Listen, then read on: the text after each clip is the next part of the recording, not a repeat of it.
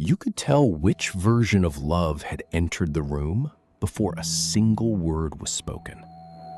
You studied the weight of footsteps, the way a door closed, the silence between your name and the answer.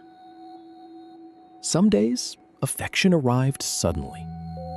You were held closely, praised intensely, made to feel chosen. Then, something changed. The warmth disappeared without explanation. A face hardened. A voice became distant. Your smallest need began to feel like an interruption. So you stopped trusting the good moments while they were happening.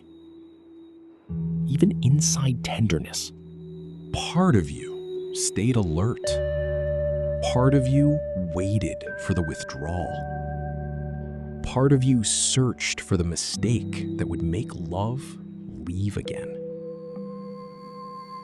What happens inside a child when being loved never means being safe? You learned that closeness had conditions. You became easier when the room felt heavy, quieter when attention moved away, more useful when affection seemed uncertain. You learned to offer the version of yourself most likely to be welcomed. Your joy became measured. Your sadness became private. Your anger disappeared before anyone had to respond to it. You did not become deeply considerate because you were naturally without needs. You became considerate because another person's comfort often decided whether warmth remained available. You watched faces for permission, adjusted your voice, Changed your answer, apologized before knowing whether you had done anything wrong. You were never broken. You adapted to a love that felt real, but never reliable enough to rest inside. You carried the pattern forward without choosing it. You longed for closeness, then felt exposed when it arrived. You noticed distance immediately, a shorter message, a distracted expression, a pause that lasted slightly too long. Your body recognized withdrawal before your mind could explain it. You reached for reassurance, then felt ashamed for reaching. You pulled away, then waited to be followed. You pretended not to care while listening for proof that you still mattered.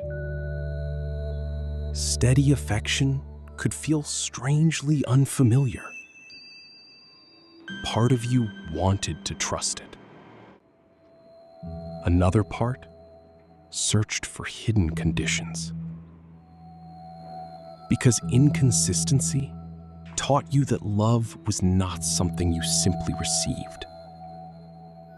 Love was something you monitored, protected, earned, and prepared to lose. Beneath all that watching was grief. Not only grief for the moments love disappeared, grief for the moments it returned. Because every return reminded you how deeply you needed it.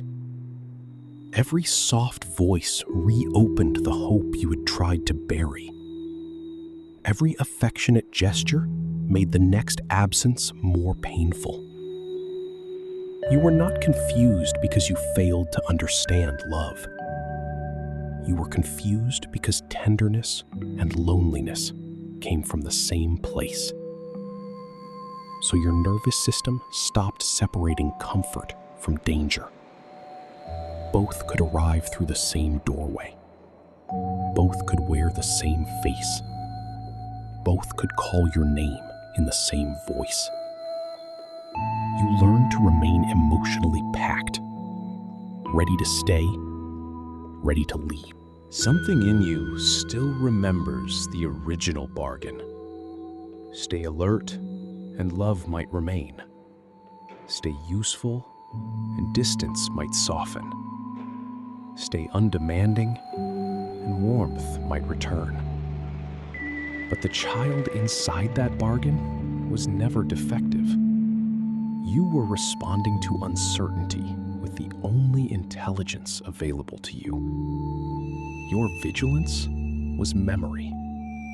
Your sensitivity was preparation. Your fear of needing was protection shaped by repetition. You were never broken. You adapted.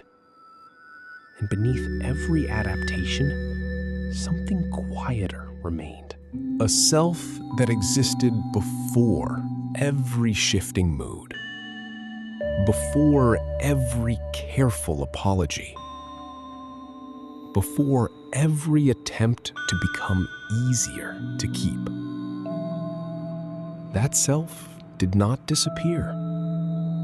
It waited beneath the watching, not demanding a dramatic transformation, not asking to erase the past, only becoming visible in the moments when affection no longer has to be chased, decoded, or survived.